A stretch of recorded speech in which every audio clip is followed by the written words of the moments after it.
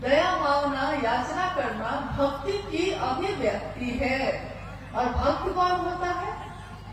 हम लोग अमूमन बोलचाल की भाषा में कहते हैं कि अरे ये अमुक चीज के भक्त हैं, ये इनके भक्त हैं।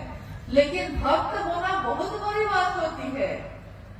हम जब कहते हैं कि कोई विचार में शिव को गुरु माना है, विचार भी जब घने होते हैं, घनीभूत होते हैं, तब वो भाव बनते हैं। भाव भी जब घनीभूत होते हैं, तब वो प्रेम बनता है। प्रेम भी जब घनीभूत होता है, तब कहीं जाके भक्त होता है, तब भक्ति होती है। तो क्या वैसी भक्ति हम लोग की है कि शिव नहीं तो कोई नहीं? क्या उमा के जैसा है कि वरहु शंभु नहीं तो रहूं कुंवारी, वरण होगा तो सिर्फ शिव का नहीं तो किसी का नहीं होगा? क्या ऐसी भक्ति है? अगर है तब भी शिव के लिए है आप, और नहीं भी है अगर, तो ये रास्ता बहुत सरल है कि गुरु मान लीजिए। तू गुरु बनाना हो जेकर देहल चोला बा, दुनिया का भी कह के देवे वाला भोला बा। तो दुनिया क्या देती हमको?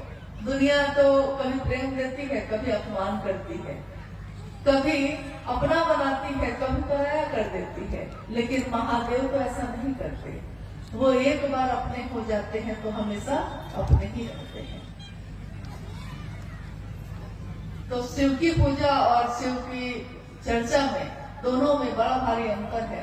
लेकिन शिव की चर्चा आपके मेरे मन में धीरे धीरे शिव के विचार को, उन्हीं के भाव को, उन्हीं के प्रेम को, उन्हीं की भक्ति को गहरा करता चला जाता है। और साहब महेंद्रानंद जी ने कहा है कि शिव की शिष्यता में एक ही चीज अनिवार्य है। क्या? शिष्यानुभूति पढ़ी है आपने? साहब की बोली हुई, वो लिखी हुई किताब है, छोटी सी, 1990 के दशक में छापी गई थी। आप में से किसी ने शिष्यानुभूति पढ़ी है? आओ चले शिव की, और किताब में भी है वो। आपने किसी ने पढ़ी है? गढ़वा में कोई पढ़ा ही नहीं शिष्यानुभूति? पढ़ेगा ना कुछ लोग? तो उसमें एक ही चीज अनिवार्य है। कुछ नहीं है तो कोई बात नहीं, अस्थाई शिष्य भाव, यही एक अनिवार्य चीज है। लेकिन ये अनिवार्य चीज जो है बड़ा मुश्किल है, बहुत कठिन है। लेकिन करत करत अभ्यास के जरमति होते सुजान। करत करत अभ्यास यानी शिव की चर्चा करते करते, शिव की बात करते करते, दूसरे को स्टेशन पहुंचाते पहुंचाते हम भी पहुंच जाते हैं। दूसरे को महादेव का रास्ता दिखाते दिखाते हम भी उस रास्ते पे चलने लगते हैं। कहता है ना, हमको नहीं देखा हुआ है, तुम दिखा दो, तो हम भी तो उस रास्ते पे चल देते हैं। तो शिव की चर्चा करते करते हमारा मन धीरे धीरे धीरे धीरे शिव के लिए अस्थायी भाव से आने लगता है। एक जिज्ञासा है, शिव गुरु को मानते हैं, उनसे दया भी मांगते हैं, नमन भी करते हैं, पर चर्चा नहीं कर पाते हैं, तो शिव मेरे गुरु नहीं होंगे क्या? चर्चा कैसे कर पाएंगे? दया मांग पाते हैं, नमन कर पाते हैं, लेकिन शिव की चर्चा नहीं कर पाते। शिव से दया मांगना, अगर आपने पहला सूत्र ठीक से कर लिया है तो ये हो ही नहीं सकता है कि आप चुप बैठिएगा, क्योंकि उसके बाद तो आप जो बोलना शुरू करते हैं।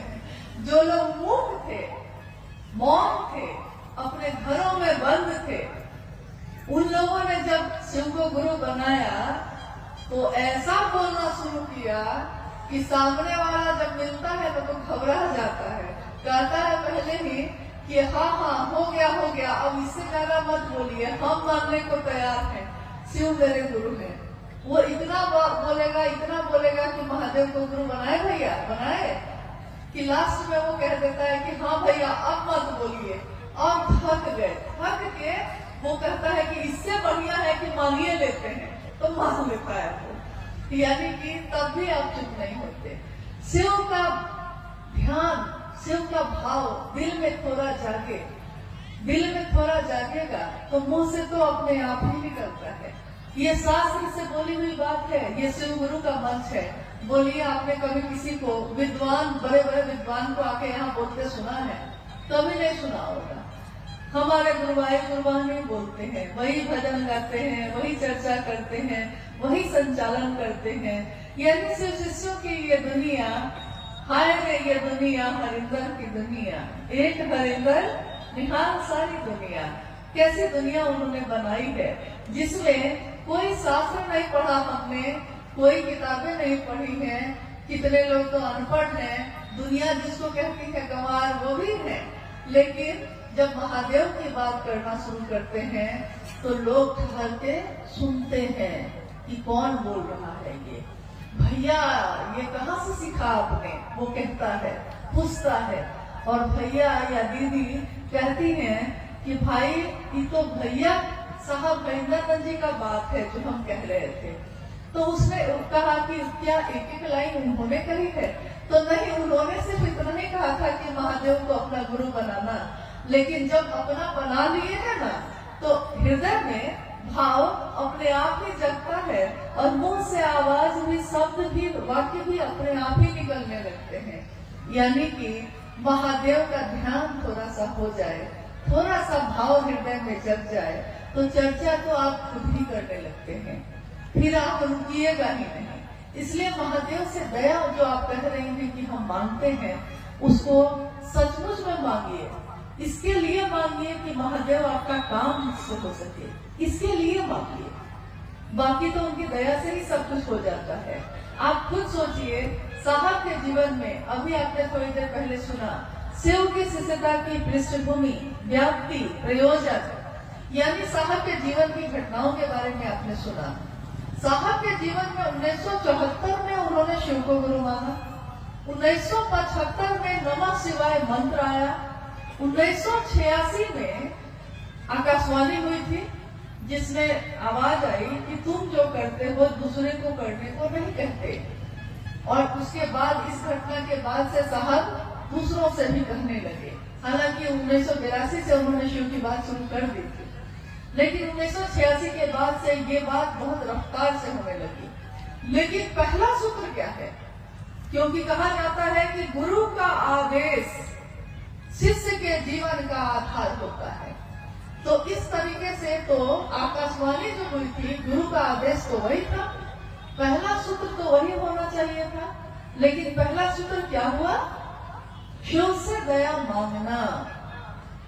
यानी शिव से दया मांगना। साहब ने कहा कि मैंने अपने जीवन की घटनाओं से ये समझा है कि ये नमः शिवाय का आना और जाना, ये भी शिव की दया है। ये आकाशवाणी का मुझको प्रेरित करना महादेव के काम को करने का, ये भी महादेव की दया है। मेरे मन में इस श्लोक का गूंजना कि गुरु र ब्रह्मा गुरु र विष्णु गुरु र देवो महेश्वर, गुरु साक्षात पर ब्रह्म तस्मै श्री गुरुवे नमः। और मेरे मन में गुरु भगवान होते हैं, तो भगवान गुरु क्यों नहीं है? भगवान को ही गुरु मान लिया। ये प्रेरणा मेरे मन में भरने वाले शिव की दया है। उस प्रेरणा के बाद मैंने शिव को गुरु मानने के बाद अपनी पत्नी से कहा, उसके बाद दुनिया के लोगों से कहा, नमः शिवाय आया, आकाशवाणी आई, दुनिया में लोग, कुछ लोग 12 लोग 13 लोग पहले शिव के शिष्य बने, फिर उसके बाद सैकड़ों लोग बने, हजारों बने, लाखों बने।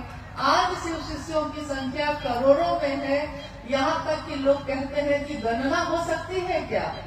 तो हम लोग कहते हैं कि यह संभव है। क्यों?